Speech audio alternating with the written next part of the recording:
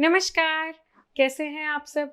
मैं Mahavastu certified trainer आचार्य अनु आज आपको ये बताने जा रही हूँ कि कैसे महावास्तु के simple easy to do remedy से एक बच्ची का अकेलापन दूर किया गया। अभी कुछ ही समय पहले घर पर एक छोटी सी गेट टुगेदर थी। बच्चों के दोस्त आए हुए थे और मैंने नोटिस किया कि उनमें से एक बच्ची किसी से ना बोल रही है ना हंस खेल रही है।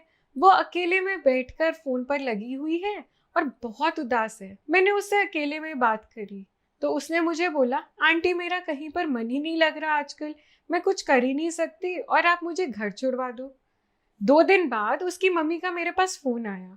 उन्होंने मुझे बोला कि बच्ची काफी दिनों से परेशान चल रही है और एक्चुअली में किसी से बात भी नहीं कर रही है।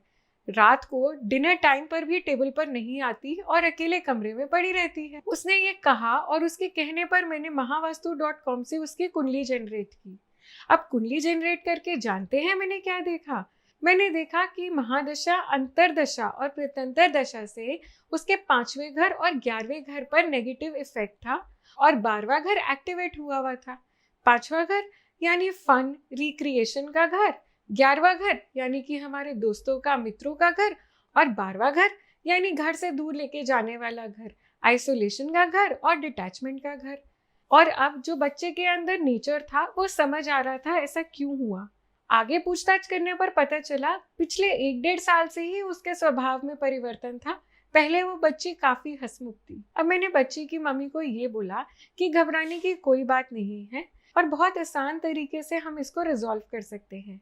मैंने उसकी मम्मी को बोला कि इसके गले में एक छोटी गोल्ड की चेन पहना दी जाए, साथ साथ उसकी नाभि पे कच्चे दूध का टीका लगाया जाए और पहले घर की डायरेक्शन में मैंने उसको उसका पर्सनल सामान रखने के लिए बोला, जैसे कि उसका फोन, उसका चार्जर, उसका वॉलेट, उसकी किताबें और कुछ कपड़े। ऐसा मैंने इसीलिए कहा क्योंकि मुझे उसके 12वें घर को आइसोलेट करना था। मुझे मेरे बच्चों से पता चला कि वो लड़की अब थोड़े टाइम बाद ही अच्छे से बोलने लगी है, बातचीत करने लगी है, स्कूल के प्रोजेक्ट्स में सबसे मिलकर काम करने लगी है और फेसबुक पे उसकी हैप्पी पोस्ट देखकर मुझे बहुत खुशी हुई। शायद 4 या 5 दिन में उसकी मम्मी का मेरे पास फोन आया। उन्होंने मुझे ये बताया कि बच्ची के नेचर के चेंज होने की वजह से वो लोग इतने चिंतित थे कि वो सोच रहे थे कि अब उसको डिप्रेशन वाले डॉक्टर के पास लेके जाया जाए।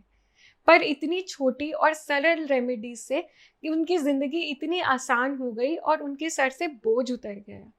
अगर आप भी इसी समस्या से ग्रसित हैं या किसी और समस्या का निदान पाना चाहते हैं तो नीचे दिए गए MVID पर मुझे मेल कीजिए और फ्री योगदान पाइए।